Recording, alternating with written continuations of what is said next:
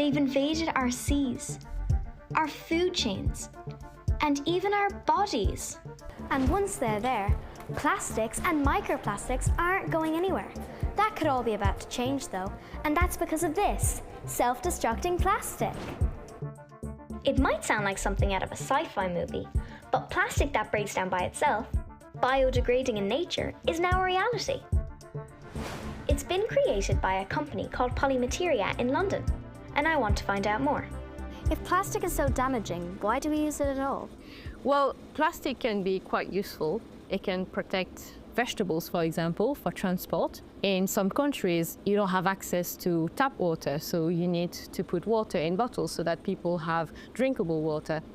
The trouble is, when plastic ends up in nature, it is very stable and doesn't biodegrade, and so it will then become microplastic and then stay further in nature.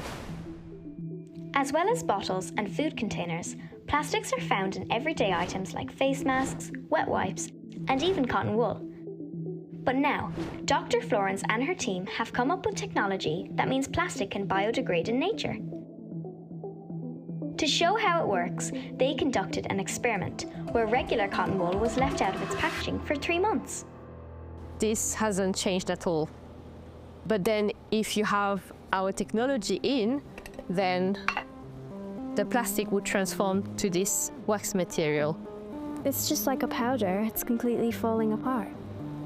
And that's what our technology does. It transforms regular plastic into this wax material, and this can now biodegrade in soil. This technology can be added to anything from cups to wet wipes. And it works by breaking down the strong bonds between the chains of atoms that plastic is made from. But how revolutionary is it?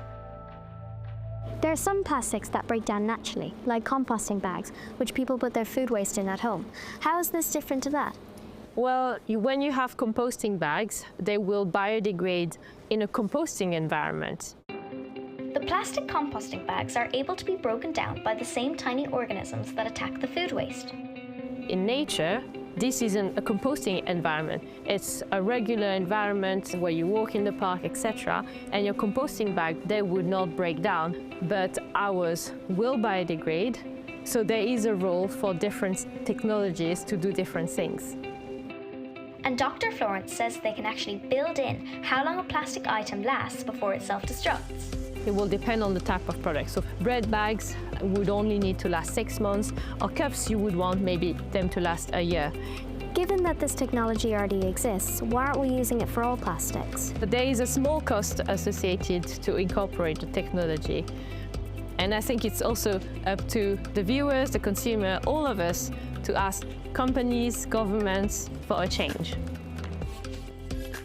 It's clear that the use of plastic isn't disappearing anytime soon.